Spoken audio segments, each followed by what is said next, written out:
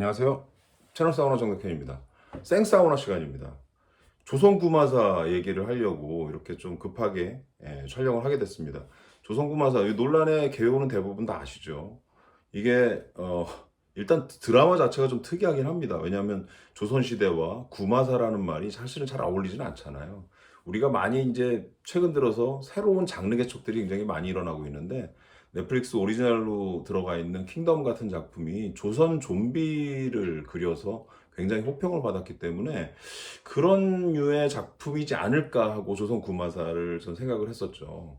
제작진은 근데 사실은 이 제작 발표회 때 조선 구마사가 킹덤하고는 좀 색깔이 다르다.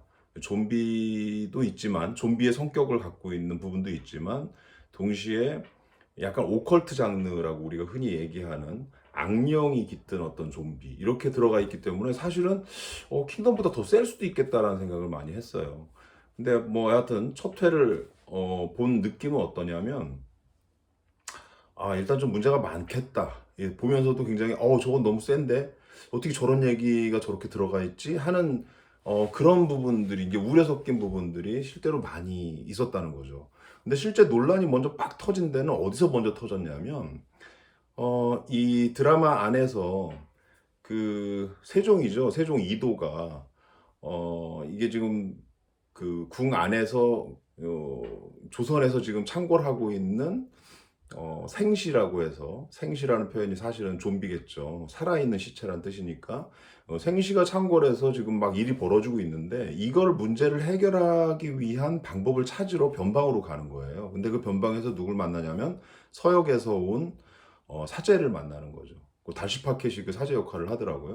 그래서 그 사제를 만나서 뭔가 구마하는 방법으로 이 민초들에게 지금 전파되고 있는 이 생시, 이 부분을 막을 수 있는 방법이 있지 않느냐, 이걸 찾으러 가는 과정이거든요. 근데 거기서 뭐 기생집에 들어가는 시퀀스가 있었어요. 근데 기생집에 들어갔는데 그 안에 나오는 음식들, 거기서 음식을 막 먹고 술을 마시고 하는 장면이 나오는데, 그것들이 대부분 저는 뭐 자세히 보진 않았는데 그 부분에서 뭔가 이상하다는 느낌을 많이 받았습니다. 근데 술 마시는 것도 우리가 마시는 그런 술이 아니라 중국 드라마나 중국 영화에서 봤던 그런 술병 같은 게 등장을 했거든요. 그래서 저거 너무 중국식이라는 느낌은 있었는데 확실히 논란이 된 부분들은 바로 그거였어요. 그래서 술도 중국식이지만 거기에 올려져 있는 음식들도 뭐 중국 만두라던가, 그리고 뭐 보니까 뭐 되게 다양한 그 식재료들이 막 음식들이 막 올라와 있더라고요. 그래서 중국식 월병, 뭐 이거는 잘 모르겠어요. 그리고 뭐 피단이라는 음식이 있는 것 같은데 그 피단도 거기에 같이 올라가 있었다라는 거죠.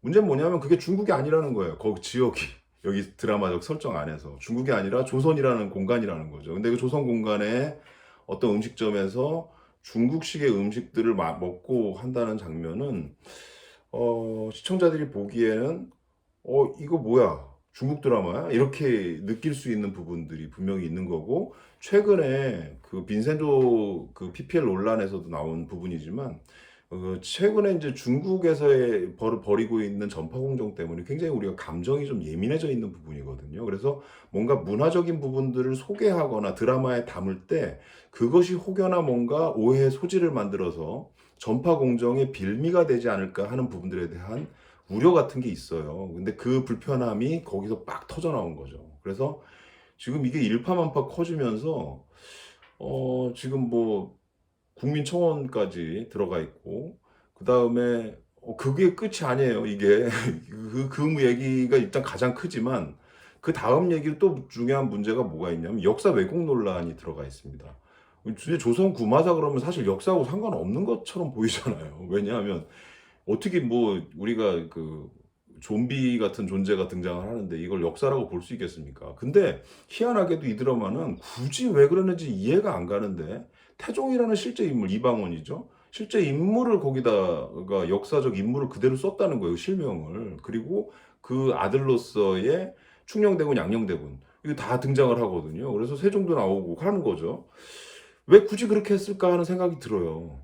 그거는 사실은 논란이 될 수밖에 없는 부분이고, 이미 이 작품을 쓴 박계옥 작가는 철인왕후를 통해서 그걸 경험을 했을 거거든요. 철인왕후에서 사실 그 철종이라는 인물, 실존 인물을 그대로 썼잖아요, 거기도. 그래서 그 인물이 하는 그런 희화화된 어떤 장면들이나, 그 안에 들어가는 또 가문들이 있었죠.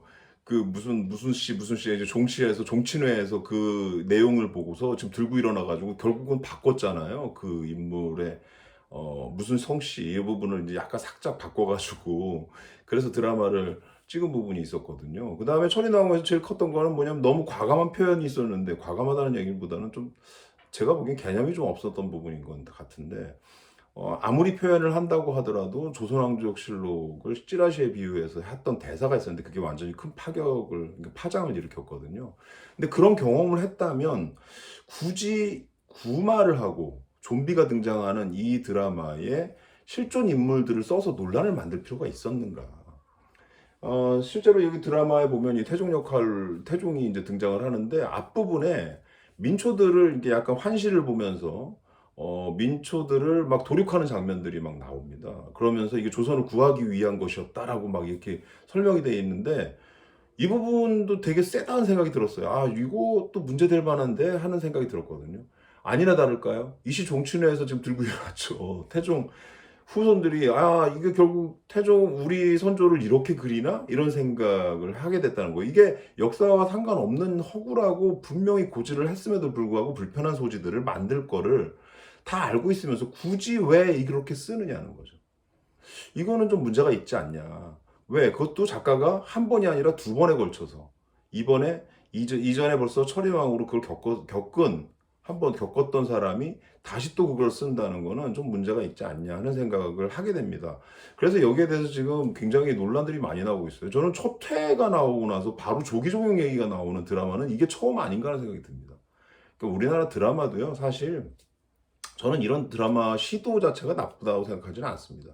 뭐 사극이고 그 다음에 거기에 좀비 장르가 붙어 있고 동시에 이제 구마사가 등장하는 오컬트 장르도 같이 붙어 있어서 굉장한 장르의 퓨전이 들어가 있는 드라마인 건 분명합니다.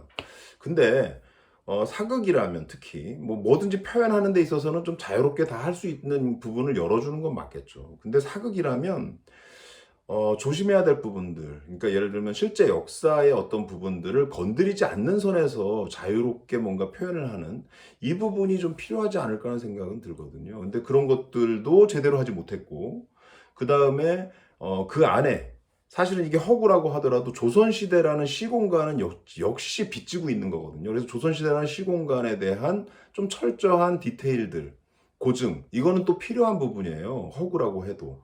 그렇기 때문에 그 장면에서의 뭔가 디테일을 제대로 못 집어넣었다는 거, 이 부분도 좀 문제가 있지 않았나라는 생각이 듭니다. 제작진은 여기에 대한 변명을 했습니다. 뭐라고 했냐면 이게 변방이기 때문에 아무래도 중국하고 가까이 있는 지역이라 중국식의 어떤 문화들이 조금은 거기에 같이 영향을 미쳐서 들어와 있지 않겠냐, 이런 상상력을 가미했을 뿐이지 다른 의도는 없었다라는 이런 얘기를 하고 있어요. 근데 굳이 저는 그렇게까지 상상력을 펼쳐서 지금처럼 예민한 시기에 그런 장면을 그렇게 연출해서 넣는다. 이런 표현하면 좀 그렇지만 사실은 좀 역사 의식 부족이다. 지금 현재에 있어서의 어떤 개념 부족이다.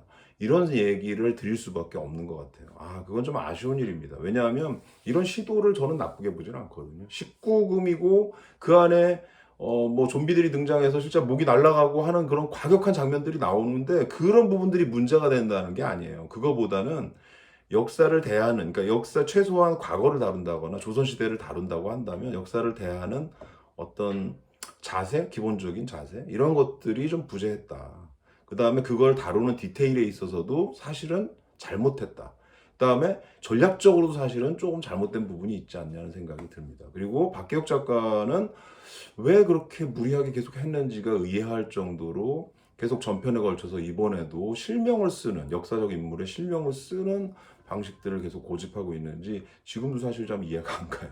그래서 여러모로 좀 아쉬운 점이 많은데 이게 지금 향후 어떻게 될지 잘 모르겠습니다. 지금 이만큼 논란이 올라왔고 이미 방심위는 지금 뭐 어마어마하게 지금 뭐 민원이 폭주하고 있다고 그래요. 그래서 여기에 대한 결과들이 나올 것 같은데 사실 향후에 이런 문제들이 또 발생하지 않기 위해서라도 지금 뭔가 확실한 뭐라고 해야 되나 이런 사안에 대해서 어떤 결과들이 가는가에 대한 부분들을 조금 우리가 결론적으로, 그러니까 이거 뭔가 이런 사례를 통해서 한번 배워볼 필요는 있지 않나. 그리고 그런 사례들이 나와야 사실은 지금 사실 중국 관련된 컨텐츠들 되게 많이 들어와요. 그리고 중국 관련된 그 문화도 중국 자본을 타고 중국 향처럼 이렇게 들어오는 부분들이 상당히 많은데, 이 부분에 대해서 우리가 좀 비판적으로 봐야 될 필요가 있지 않나 해서 오늘 급하게 좀 생사우나 얘기를 했고요.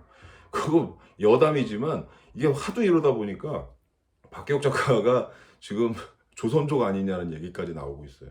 아니겠죠, 당연히 아닌데 이런 얘기까지 나오는 이유가 뭘까 한번 곱씹어볼 필요가 있지 않냐는 생각을 하면서 오늘 생사우나 마치겠습니다. 감사합니다. 구독, 좋아요, 댓글도 써주세요.